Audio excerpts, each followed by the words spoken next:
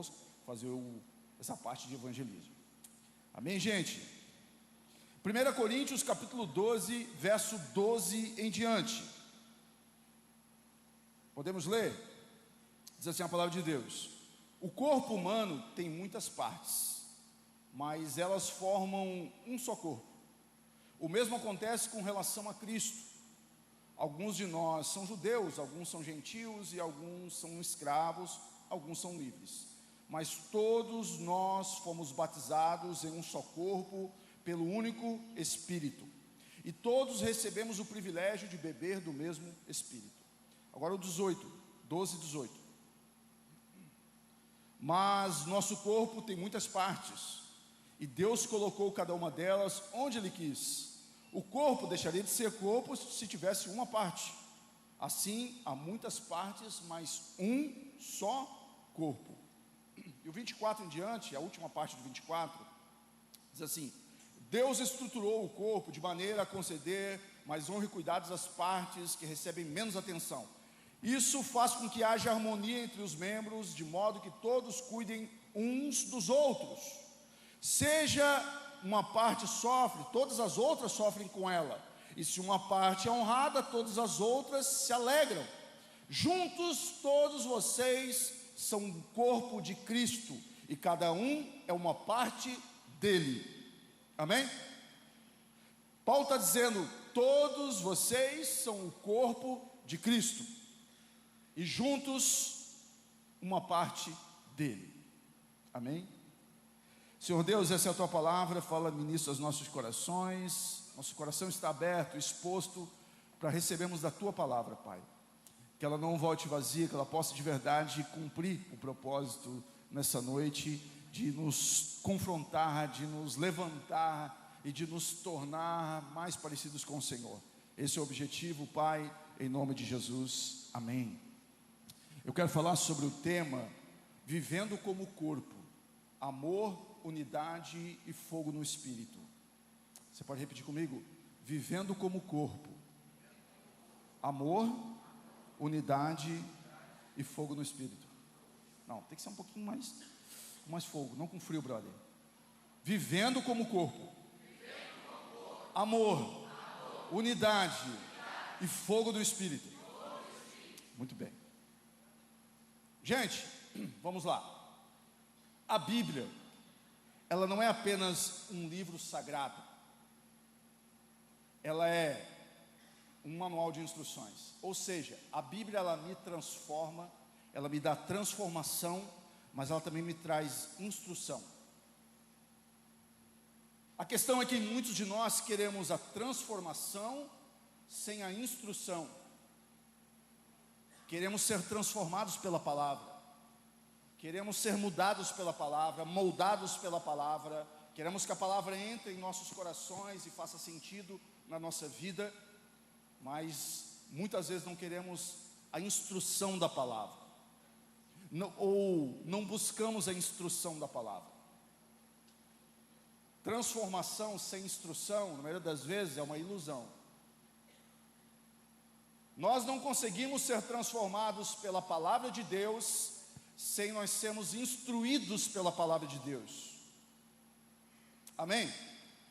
Ou seja, o ensino da palavra, o conhecimento dela, a aprendizagem dela, ela entrar no meu coração não significa simplesmente colocá-la na minha gaveta ou deixá-la aberta lá na minha sala, no Salmo 23, no Salmo 91, talvez achando que vai sair algum raio laser da Bíblia e destruir os demônios que tentam entrar na minha casa. Às vezes, não sei se as pessoas pensam assim, como um souvenir, como um amuleto. Não. Ela precisa entrar na minha vida, ela precisa fazer sentido em mim. Amém? Então você vai comigo na palavra. Eu vou falar em 3 partes aqui, rapidamente, e eu quero que você navegue comigo nessa mensagem. Glória a Deus. Bom, transformação que ignora a verdade, às vezes é apenas uma encenação. É muito interessante, é muito incrível quando nós vemos ao culto, buscamos a Deus e Ele, com o passar do tempo, vai nos transformando, vai nos moldando. É tão maravilhoso. Se eu perguntar para algumas pessoas aqui testemunhos sobre coisas que Deus fez na sua vida, Muitos de nós, ou seja, praticamente todos nós teremos um testemunho para contar. E aqueles que não têm um testemunho para contar, porque não conhecem ainda o testemunho de algo que Deus já fez na sua vida e você ainda não sabe. Talvez você ter nascido já é um milagre, ok? Todos nós temos um testemunho para contar. Todos nós temos experiências com Deus para compartilhar. Todos têm. E quando nós contamos os nossos testemunhos, isso nos faz lembrar que Deus fez algo na nossa vida, das experiências que tivemos com o Senhor, que foram tantas. Essa semana eu estava conversando com alguns amigos, algumas pessoas, estávamos lembrando de experiências, de testemunhos, de irmos ao hospital, fazemos oração, de questões que o médico já tinha falado que não daria certo, a gente orou, a gente acreditou, e a gente determinou o milagre, foi, e aconteceu o milagre. Eu lembro de uma moça que chegou aqui numa live pedindo para a gente orar, eu não lembro se era o sobrinho, se era o primo, se era alguém dela, um bebê que estava no hospital muito mal, e a gente orou, e determinamos que da semana seguinte, algo iria acontecer, a gente orou, a gente creu, e de verdade aconteceu. Isso foram experiências que tivemos com Deus.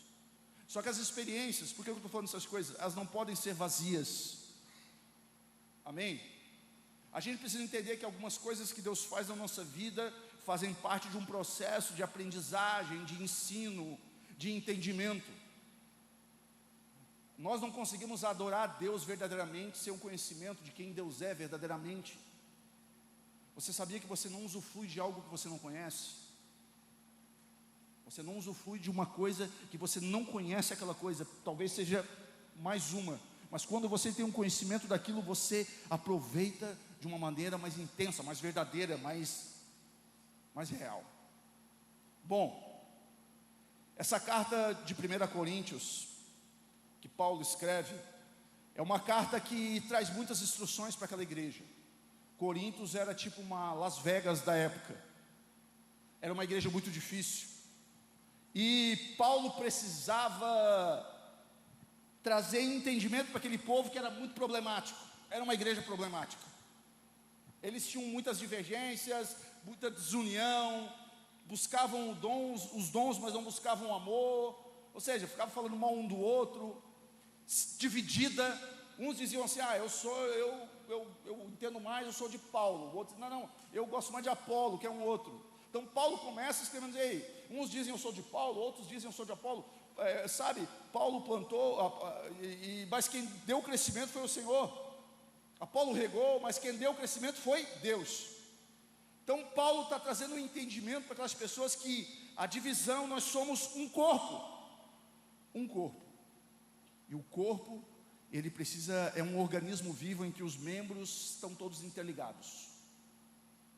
Se você arrancar o seu dedo fora, isso significa que você não tem dois corpos. Você tem um corpo e um membro morto fora do corpo. Então, quando nós estamos juntos, vivendo como corpo de Cristo, vivendo como igreja, vivendo em comunhão, vivendo em unidade, nós vamos viver a plenitude na nossa identidade espiritual. Quantos estão entendendo? Nós temos uma identidade, e temos uma identidade em Cristo, uma identidade em Deus. Sabe por que a gente vive perdido na vida espiritual muitas vezes? Não entendemos o que Deus quer de nós, buscamos somente os nossos projetos pessoais. Eu quero me formar nessa faculdade, eu quero montar tal empresa, eu quero que a minha empresa cresça, eu quero ser o melhor dentro do meu trabalho, eu quero comprar aquela casa, mas nós temos uma identidade espiritual em Deus. Temos uma identidade espiritual em Deus, e para nós conhecermos essa identidade, a gente precisa viver como corpo, unidos. Às vezes você não sabe, mas muitas vezes o irmão que está do seu lado está precisando de ajuda, mas ele está sorrindo para você. Parece que está tudo bem, pode ser que esteja tudo bem, mas nem sempre está tudo bem. Ele precisa de um apoio, de um ombro amigo, de uma oração, de um tempo de mesa. Vamos tomar um café junto, vamos conversar um pouco, vamos sair somente para eu te ouvir, você desabafar um pouco comigo. Às vezes a gente julga alguém que falou mal de nós, mas a gente não sabe que aquela pessoa falou mal, porque ela está toda ferida, ela está cheia de problemas, ela está com a vida, sabe, toda arrebentada, e ela começa a falar mal de todo mundo, e a forma dela se defender, ou dela tentar reagir, é falar mal de você. E nós, às vezes, de agir como corpo de Cristo, nós agimos como? Carnalmente, não espiritualmente. Logo nós falamos mal também, logo nós criticamos também, logo nós viramos a cara também para aquele irmão. E às vezes falamos assim: olha, eu até te perdoo, mas tomara que o céu seja bem grande, eu moro na parte sul e você na parte norte, né? E a gente não se cruze. Porque nós temos e vamos ter as nossas diferenças, mas não indiferenças. Unidade não é uniformidade, meu irmão. Uniformidade é todo mundo igual, do mesmo jeito, fazendo a mesma coisa, sabe, tipo, vestindo a mesma roupa, falando as mesmas palavras, igual. Não, unidade não é igual a uniformidade. Unidade é mesmo com as nossas diferenças, nós somos unidos. Estamos num só lugar, temos um mesmo propósito, caminhamos para uma mesma direção, a nossa salvação em Cristo Jesus. E se você cair, eu me sinto atingido por isso, porque eu me importo com você. Ou talvez precisaria me importar. Então, se eu não me importo com o irmão que está caindo do meu lado, com o irmão que está mal do meu lado, com os irmãos que estão perdidos, eu talvez não esteja vivendo a minha plenitude da identidade espiritual que Deus tem para mim. A plenitude. A plenitude é a totalidade dela, é viver tudo dela. Tudo dela. E nós precisamos nos importar mais. Paulo preso, preocupado com os irmãos lá de uma outra cidade, que estavam até falando mal dele. Eu não me importo com Paulo, eu sou de Apolo. Eu gosto mais quando o Apolo prega melhor. Paulo é meio chato pregando. Paulo é muito ranzinza. Paulo critica muito, eu curto mais Apolo é mais da hora. Mas mesmo assim Paulo estava se importando com eles, Paulo estava preocupado com eles. Isso é corpo. Nós nunca vamos crescer em Deus se nós não nos comportarmos como corpo. Talvez você esteja hoje aqui pela primeira vez. Você vem algumas vezes, você está há anos conosco. Você diga: só estou visitando. Só estou aqui porque alguém me convidou. Não, você está aqui porque Deus trouxe você aqui, sabia disso? Deus te chamou para estar aqui hoje. E Deus está trazendo essa palavra ao seu coração. É você que está ouvindo, não tem outro brother aqui não. Você está ouvindo essa mensagem, ou seja online, ou seja aqui presente. Se você está ouvindo essa mensagem, é porque Deus está te chamando para fazer parte do corpo dele. Viver em unidade. Deus quer levantar você. Deus quer deixar você mais parecido com Cristo, com o seu Filho. Deus quer fazer com que você viva a totalidade da sua vida espiritual, porque Ele sabe que você será alguém que, quando for levantado por Deus, vai fazer a diferença nessa geração. Vai fazer a diferença. E às vezes nós estamos trancados no nosso quarto, nós estamos presos no nosso mundo, no nosso egoísmo, na nossa individualidade. Meu brother, você não é o Chuck Norris, tá bom?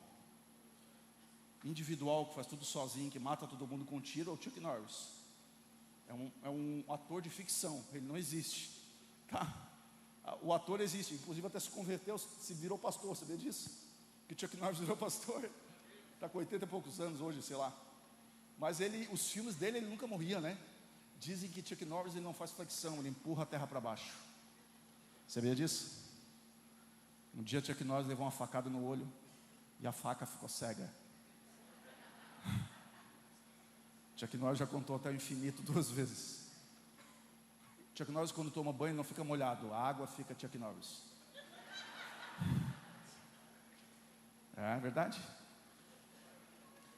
Eu ouvi falar que um dia Chuck Norris e Superman fizeram aposta de queda de braço. A aposta seria: quem perdesse usaria a cueca para fora da calça o resto da vida. Vocês viram aquela cena do filme do Mercenários, a primeira?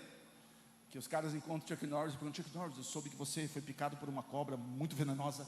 E ele falou: é verdade. E como foi? Então, depois de muitos dias de agonia, a cobra morreu. Meu mano, isso é ficção. Isso parece até legal, mas quem cresce sozinho é monstro. Quem cresce sozinho é individualista. O próprio Cristo, ele viveu em comunidade, ele se entregou pela humanidade, ele amou de verdade. Amém?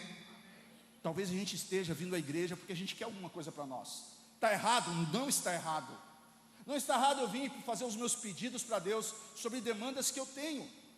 A pastora Lia estava orando aqui agora há pouco sobre as nossas demandas do dia a dia. Estamos sobrecarregados, estamos cheios de coisas para fazer, contas para pagar, projetos para fazer. O ano já passou da metade, a gente não fez nada do que queria ter feito ainda. E eu estou preocupado, e eu estou ansioso, eu estou correndo de um lado para o outro, querendo fazer as coisas. E eu ainda tenho que me preocupar com meu irmão. Pastor, tu não conhece a minha vida, pastor.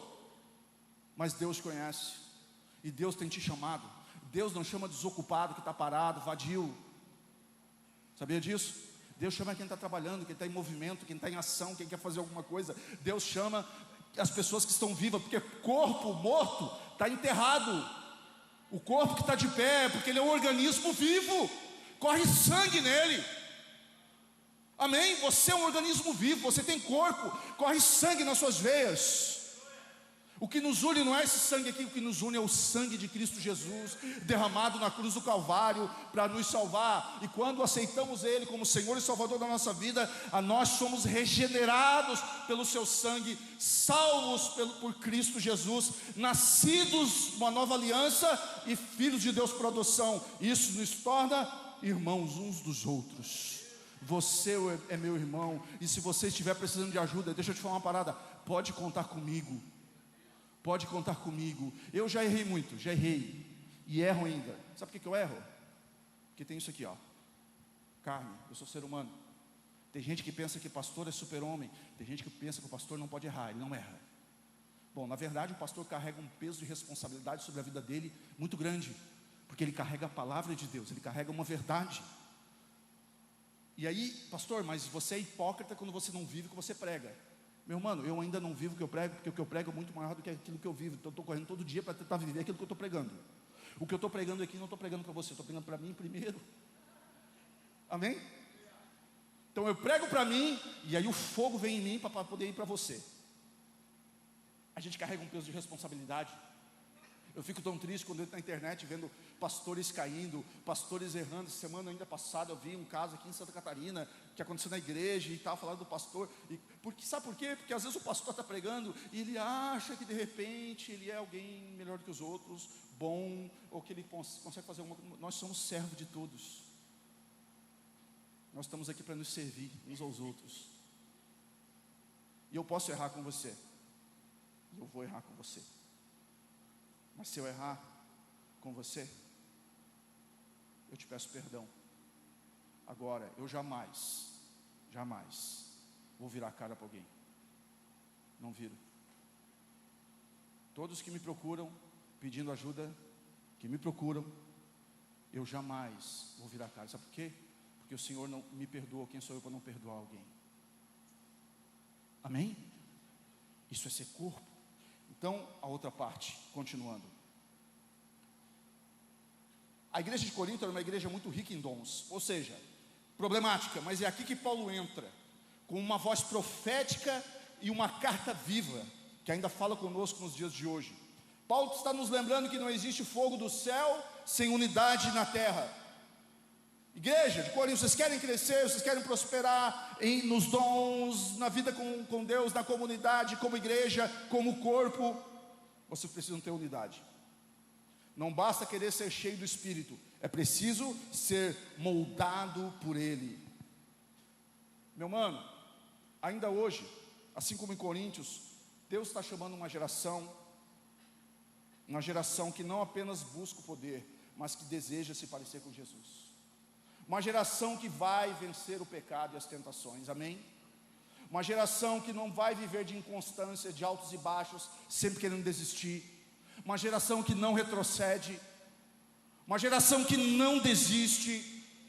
Uma geração que persevera, que continua, que vence o pecado, que vence as dificuldades do dia, que é mais parecida com o Senhor. Uma geração que deseja o amor do Senhor e caminhar em unidade, em viver em amor todos os dias.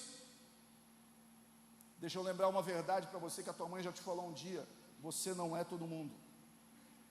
Amém? Isso é verdadeiro. Você não é todo mundo. Você é alguém escolhido pelo Senhor, chamado por Deus para viver o propósito que Ele tem para a sua vida. Em nome de Jesus, você é alguém escolhido pelo Senhor. Não apenas um povo que sabe pregar, tocar ou profetizar, mas que vive como Cristo viveu: humildade, santidade e a verdade em amor. Aqui a gente precisa entender uma coisa: viver em amor é não viver em hipocrisia. Muitos falam em línguas no culto, mas no WhatsApp fala mal do irmão, vive falando mal dos outros. Tem um carro com adesivo: sou de Jesus, mas dirige como sou do capeta. Amém, irmãos? Talvez eu me identifique às vezes com isso, eu tenho que pedir perdão. Tem gente que usa a camiseta santo, santo, santo, mas a playlist escuta senta, senta, senta. Isso é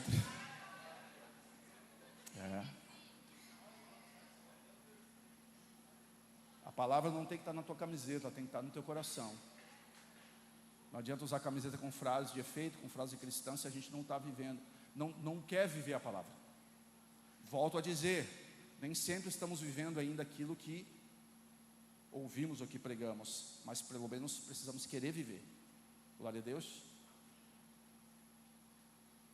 Em nome de Jesus. Bom, das instruções, e eu vou para a terceira e última parte. Das instruções que Paulo escreve a carta de Corinto, eu separei pelo menos três principais delas. A primeira é o amor. O amor, o caminho mais excelente. 1 Coríntios capítulo 13, verso 1, ele diz: ainda que eu fale a língua dos homens e dos anjos, se eu não tiver amor, serei como bronze que soa e como símbolo que retine. Se eu não tiver amor, nada serei. 1 Coríntios 13. Agora permanece a fé, a esperança e o amor. Esses três, o maior destes é o amor. O amor. Bom, o amor não é apenas o que sentimos, é o que escolhemos viver. Viver em amor. O amor não é uma opção do reino, é o ambiente onde o reino opera em amor. O que Paulo está dizendo em 1 Coríntios é que o amor é mais importante que os dons, que as línguas, que a fé, que a caridade. O amor é o que prevalece. Muitos param, mas o amor continua e precisa continuar. É o amor benigno, humilde, paciente. Agora deixa eu falar um pouquinho mais para você rapidamente sobre o amor. O amor que Paulo está falando não é um amor qualquer, é o amor ágape, que é o amor de Deus. O amor incondicional, sacrificial, que não visa segundas intenções. É o amor ágape. 1 Coríntios capítulo 13, a gente ouve muito, fala muito em festas de casamento, como se simplesmente fosse sobre o amor eros, o amor entre homem e mulher. Mas não é só sobre isso. Ele está falando sobre uma chamada radical para nós vivermos como Cristo viveu. Um amor que não busca os seus próprios interesses. Um amor que perdoa antes de ser pedido, que serve antes de ser reconhecido, e que ama mesmo quando não é conhecido. Um amor verdadeiro.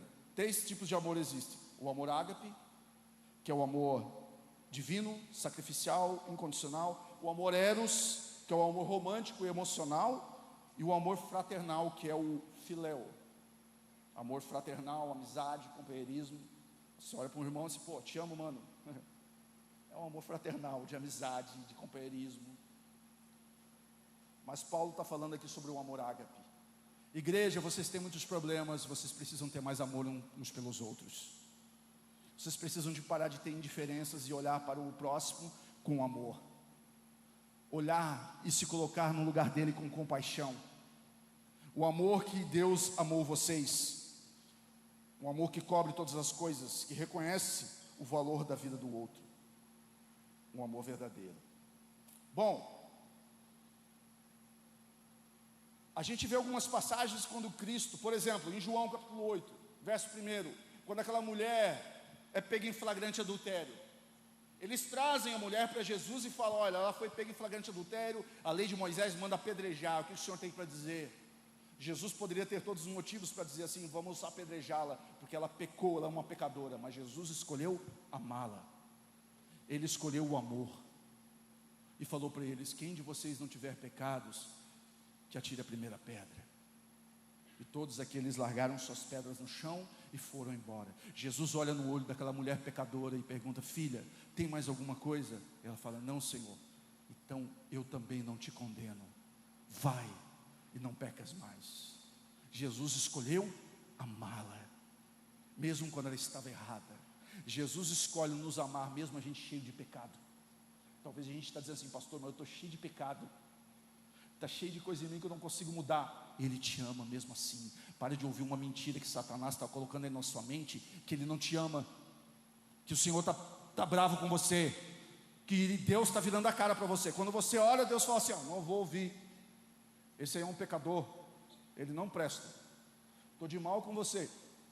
Você acha que Deus é como a gente? O amor do Senhor é sacrificial, é um amor verdadeiro.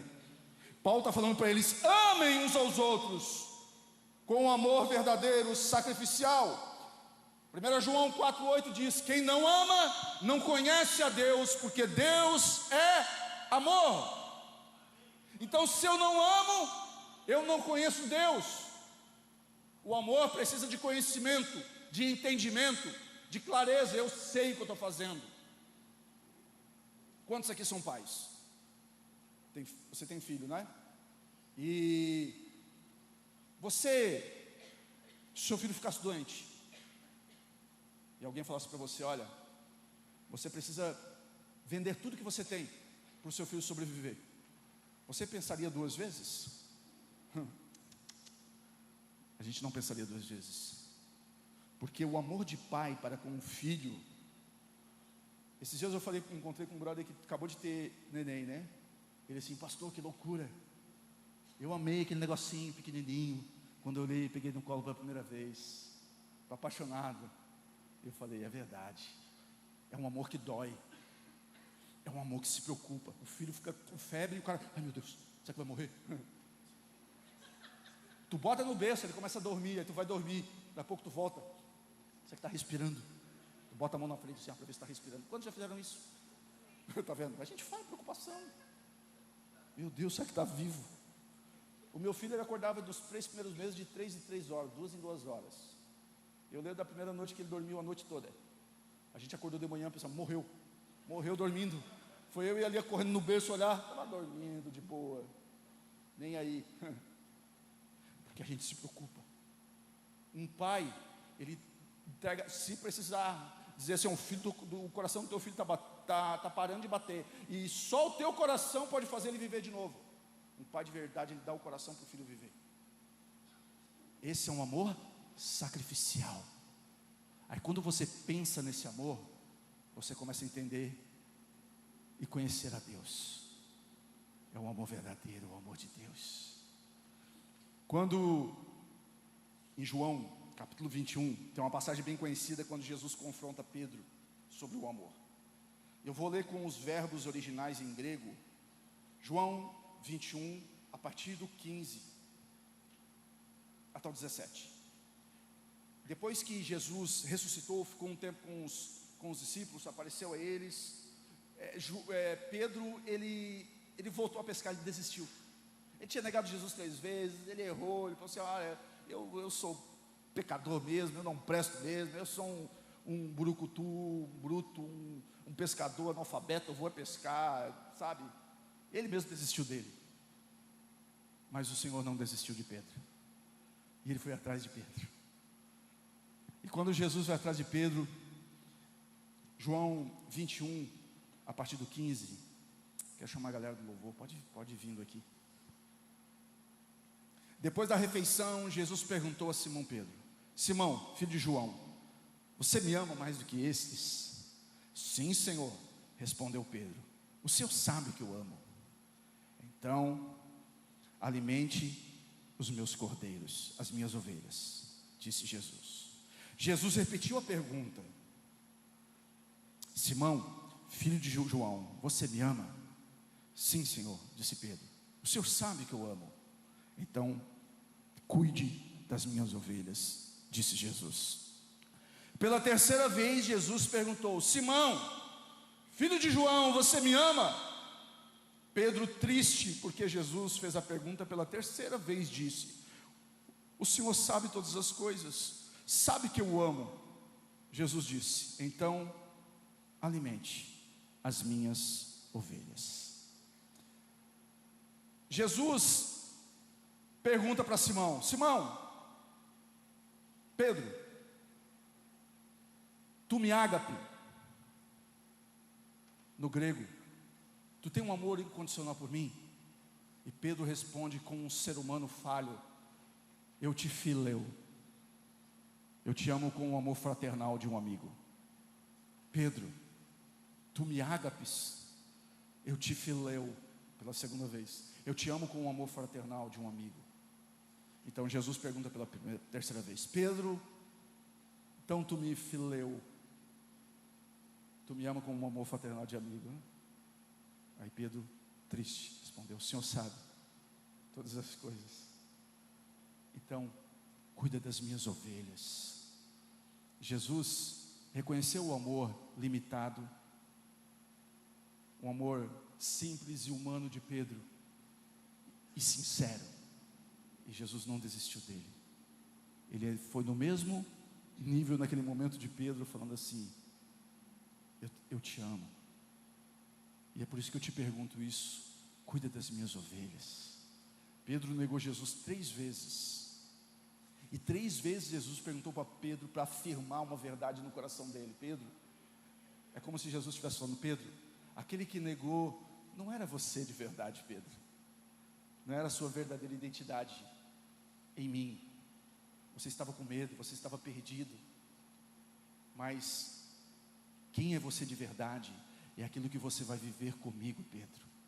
É como se Jesus estivesse falando assim: sabe, filho, você quando usa essa droga, isso não é você de verdade, esse é uma mentira que tenta te enganar. Você não está vivendo a plenitude do que eu tenho para a sua vida, filho. Ei, você quando vive cometendo esses pecados, essas falhas, vive inconstante, desistindo de altos e baixos, esse não é você de verdade. E ele pergunta: você me ama? E às vezes quando a gente está distante, a gente diz: Senhor, eu estou tão constrangido, porque talvez o meu amor por você não é um amor ágape, é um amor fileu, é um amor talvez igual eu sinto por um amigo. Eu estava esses dias treinando com um brother, ele falou para mim assim: eu queria amar a Deus como eu amo meu filho. Ele falou para mim que eu amo muito meu filho, e eu queria aprender a amar a Deus como eu amo meu filho. E eu falei para ele assim: o amor de Deus é diferente do amor de um filho, de um pai de um filho. É um amor que está acima do nosso entendimento, acima de todas as coisas. Tem uma música muito conhecida, que é bem conhecida, escrita pela Bethel, que é o In Over My Head. Eu acho que essa é a pronúncia, que é acima da minha cabeça. É isso, né? Quem fala, enfim, os que falam inglês aí bem, vai se eu estiver errado, mas enfim, é isso. É como se eu tivesse mergulhado num oceano que me transborda. O amor de Deus, ele está acima do meu entendimento. Eu mergulho nesse oceano de amor profundo e intenso, que me aceita como eu sou, errado e pecador, e me pergunta: filho, tu me amas? E a gente responde, todo arisco, com medo, ressabiado, cheio de pecado, cheio de limitações: eu acho que, então, Senhor, eu te amo, eu acho que eu te amo. Porque a gente olha para o pecado e olha para a vida que Deus tem para nós. A gente olha para a nossa limitação, para a nossa mão, e olha para a palavra, e a gente conta tantas falhas em nós. Quando a gente abre a palavra e diz: pastor, eu não consigo viver assim, eu ainda sou tão distante disso, sou tão distante. E o Senhor pergunta de novo para a gente: filho, tu me amas? E a gente responde: sim, Senhor. Eu acho, de repente, que eu te amo. Ele pergunta de novo: filho, você me ama. É uma forma do Senhor estar falando para nós: eu não desisto de você, eu te amo como você é, como você é. Jesus nos encontra onde estamos, mas nos chama a um amor maior. Jesus não perguntou para Pedro o quanto ele sabia, mas o quanto ele amava. Antes de Pedro pregar às multidões, Pedro teve que aprender a amar. Não há ministério sem amor, não há chamado sem amor, não há missão sem amor, não há casamento sem amor. Por que você está há anos com essa pessoa? Por causa do amor, ou porque você satura? Não suporto mais, não te aguento mais. Não, porque tem amor. Só que às vezes a convivência diária, o dia a dia, faz a gente ficar olhando para tanta coisa, para tantas falhas, que a gente até esquece um pouco, né? Aí por um instante você pode pensar que essa pessoa pode partir da sua vida para sempre, e você começa a ficar em desespero. Por quê? Você tem amor. Você tem amor pelos seus pais, mesmo eles errando com você. Pelos seus filhos, amor. Então não existe missão, propósito sem amor. Não existe sem amor. O amor supera todas as coisas. O verdadeiro avivamento não vai acontecer apenas onde há fogo, sons e manifestações. Ele acontece onde o amor real, visível, é encarnado no dia a dia. Vocês não serão lembrados por quanto pregaram, falaram, mas pelo quanto amaram. Por quanto vocês amaram. Sabe por que Cristo é lembrado para sempre em nossas vidas? Porque Ele nos amou profundamente. O maior amor do mundo. João capítulo 3, verso 16 diz: porque Deus amou o mundo de tal maneira que deu seu único filho,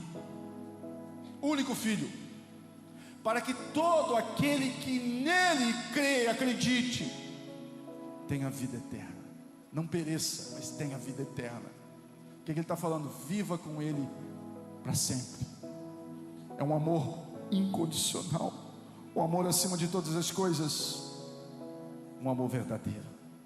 Bom, viver como corpo é amor, unidade e fogo no espírito. Sem amor não há unidade. Sem amor não há unidade. 1 Coríntios 12, 27, que a gente leu no início, está falando sobre a identidade coletiva em Cristo. A nossa identidade coletiva em Cristo, corpo de Cristo, juntos, como um organismo vivo. Cada um é uma parte. Um é orelha, o outro é nariz, o outro é boca, sobrancelha. Mas arranca um para ver se não importa, machuca um para ver se todos não sentem dor. Quando você sente uma dor, você é machucado, aquilo manda uma informação para o seu cérebro e todo o seu corpo fica doendo, parece. Tem uma dor de dente para você ver, aquela dor de dente de canal que inflama. Misericórdia, irmão, quem já teve? É triste. Parece que não tem posição para você sentar, para você deitar, para você. Dói a garganta, dói o ouvido, dói o olho, dói o nariz, dói tudo. Então você toma uma injeção, um remédio, aí começa a aliviar.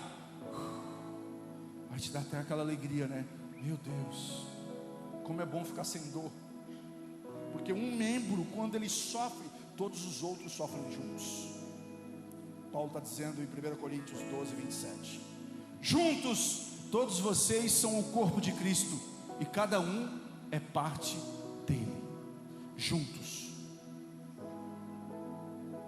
Repito, a sua identidade espiritual só encontra plenitude no corpo. No corpo. Por isso que nós, como cristãos protestantes,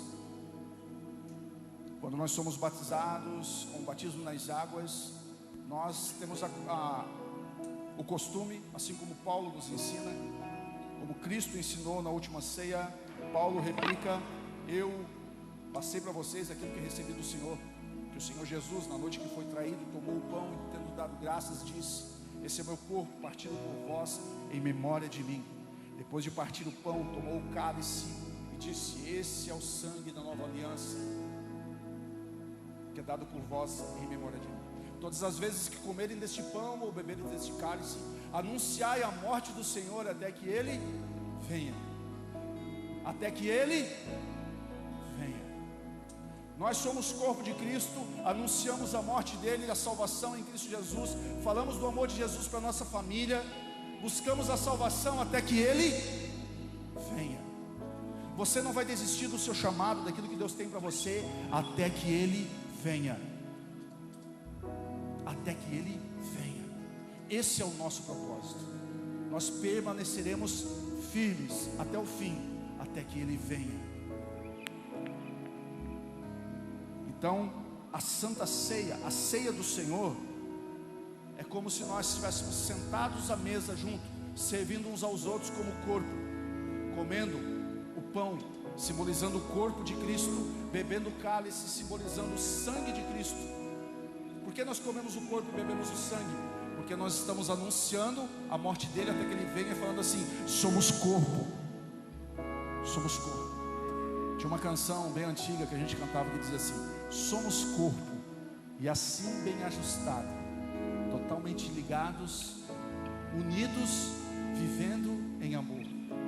Uma família sem qualquer falsidade, vivendo a verdade, nos amando pelo elo do Senhor.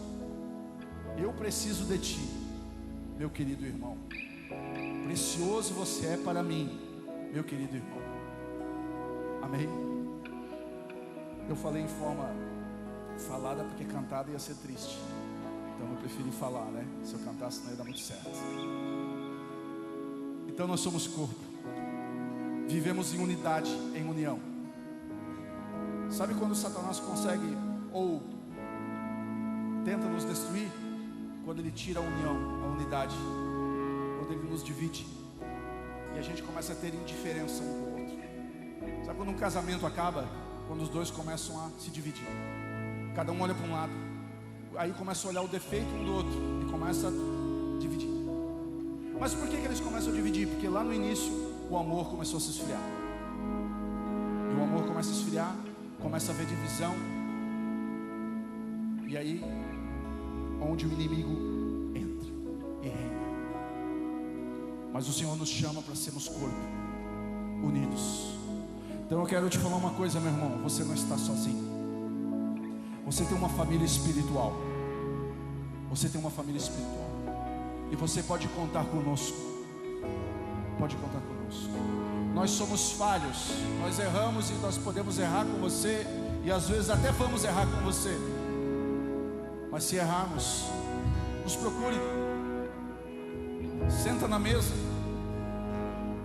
Conversa na mesa.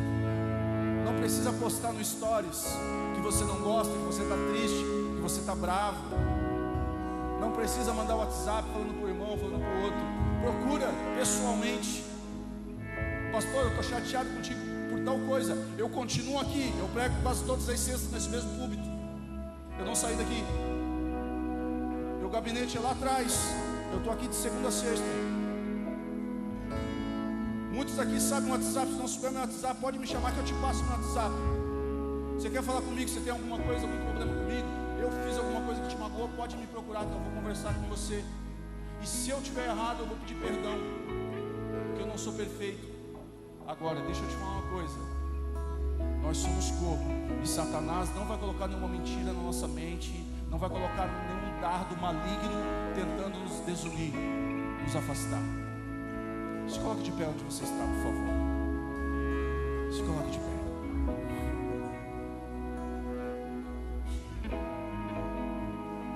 Ai, Jesus. O Espírito não sopra, meu irmão. O Espírito não sopra onde há divisão. Não sopra. Ele só habita onde há comunhão. Onde há comunhão, Ele habita. Onde há divisão, não tem o Espírito. Não tem. Eu fico muito preocupado quando igrejas se formam de divisão. divisão, de brigas, de contendas. Aí eu vou juntar uma galera que está insatisfeita, eu vou montar uma igreja. Eu e a Lia, eu caminhei 17 anos da minha caminhada cristã com Jesus, desde que eu voltei como pastor. Quando Deus me deu uma nova direção, um novo ciclo, eu fui para outra cidade, eu procurei Ele, nos abraçamos, eu agradeci, fui grato por tudo que a gente viveu junto. Já tivemos indiferença, já tivemos problemas um com o outro já. Eu já errei com ele comigo já, muitas vezes, mais eu com ele do que ele comigo. Mas a gente se abraçou, se perdoou, agradeceu um outro, eu fui viver um novo tempo na minha vida.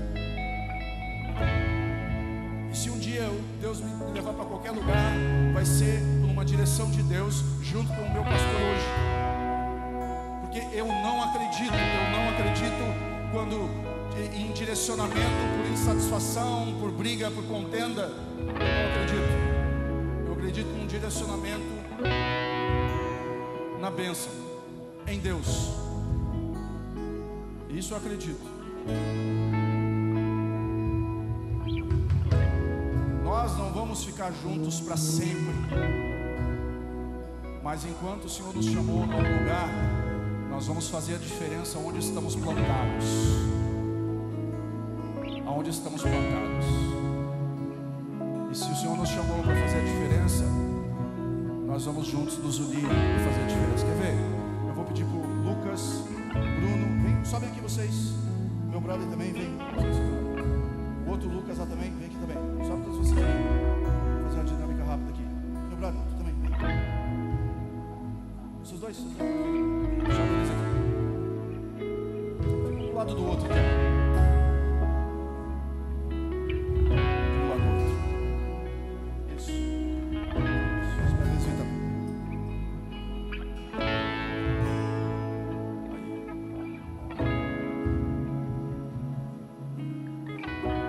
Vamos supor que aqui cada um é um membro. Se eu empurrar um deles, o Lucas é mais magrinho, cai mais rápido. Esse aqui também cai. Se eu empurrar, é fácil eu derrubar. Agora vocês vão.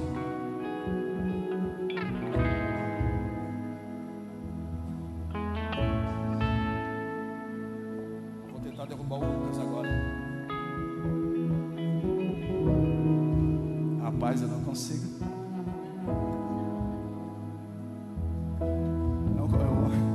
Os homens são fortes. Céu, não dá.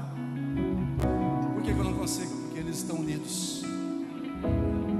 Assim precisa ser a igreja do Senhor, o corpo de Cristo. Há 24 anos atrás, no meu primeiro ano de conversão, um amigo meu me contou uma historinha falando assim: André, é uma analogia. 2 cristãos estavam com uma espada na mão, cada um deles lutando com o diabo. E eles lutavam com o diabo em nome de Jesus com a sua espada, e o diabo ia recuando. E eles iam prevalecendo. De repente um olhou para o outro, olhou para o lado e falou assim: mas a tua espada é meio estranha, né? Aí ele falou: não, minha espada é melhor que a tua. Aí ele falou: não, a minha é melhor, tua espada está errada. Não, errada está a tua espada. De repente eles começaram a brigar entre si. O inimigo olhou e pensou assim: rapaz. E começou o quê? Avançar e prevalecer. O que o inimigo pensou? Eu não preciso lutar com eles, eu só preciso botar um contra o outro. E aí eu derrubo eles mais fácil. Nunca essa história fez tanto sentido como ela faz nos dias de hoje. A gente vai para a internet não para lutar contra os pontos de tráfego, contra os lugares mudando que estão matando as pessoas, mas para lutar contra a própria igreja, para bater no próprio irmão. Meu irmão, a gente vai ter diferenças, vai. Tem umas que são erradas? Tem, infelizmente tem. Que não pregam o evangelho, tem um monte. Que vive fazendo evento, que vive de qualquer jeito, tudo errado, tem. Mas Deus coloca como corpo para caminhar junto aqueles que são verdadeiros. E quando a gente é verdadeiro, um corpo, nosso espírito testifica, mano. Testifica. Se eu estiver numa igreja Deixa eu sair, cara. Não concordo com vocês. Deixa eu... Mas eu não concordo com vocês, eu quero sair.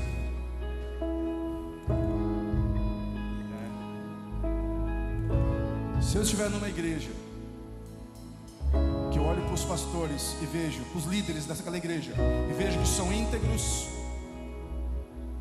fiéis à esposa, casados, eu olho para a história de vida deles, para a história, tá? Não olha para agora, olha para a história, de onde eles vieram, o que eles viveram. É uma história de fidelidade, de honra, de respeito, porque ministério, pastor, ministério, ele não pode errar como um membro erra. Não pode. Como assim, pastor? Não pode. Para mim, tá? Para não dizer que eu estou falando uma heresia. Para o André, um pastor que tem uma vida infiel, para mim é imperdoável ministerialmente. Deus perdoa ele tem que continuar vindo buscando a Jesus, porque não quer ir para o inferno, mas ministerialmente, para pregar a palavra da santidade, esquece, irmão. Vai trabalhar, vai entregar pizza, vai ser empresário, vai ser o que você quiser. Agora você quer ficar no altar fazendo as maracutaias por trás e pegando as ovelhas? Agora, quando tem fidelidade, lealdade, quando tem respeito, quando tem humildade, não é um lobo que manipula as ovelhas, que controla as pessoas, meu irmão, luta até o fim, tá? Sabe por quê? Porque mesmo assim vai ter algumas coisas que você não vai concordar, vai ter algumas coisas que vão ser diferentes. Ele pensa de um jeito, ele de outro, ele quer fazer de uma forma, o outro quer fazer de uma forma, ele quer pensar assim, mas nós, se a gente vai num lugar, todo mundo vai junto. Nós estamos unidos. E aí a gente não se separa. Porque o corpo vivo, forte, fortalecido, ele só é fortalecido porque ele está unido, porque ele está ligado ao corpo. Se ele se desliga, ele não é mais um corpo, ele é um membro morto. Ele é uma brasinha fora do braseiro, que pode ficar até um tempo acesa, mas ela começa a se apagar até virar um carvãozinho. Junta, ela acende novamente. Busca a palavra de Deus, estude a palavra todos os dias, tenha um conhecimento, tenha um entendimento, mas jamais você deve agir por emoção, sabe? Jamais você deve agir com indignação, com falta de respeito. Haja com respeito, humildade e honra. Você é corpo. Não desista da sua casa, não desista da sua família, do seu casamento, dos seus pais, dos seus familiares. Tem gente que está aqui que o Senhor está falando, não desista da tua empresa. Não desiste. Feche seus olhos por um minuto.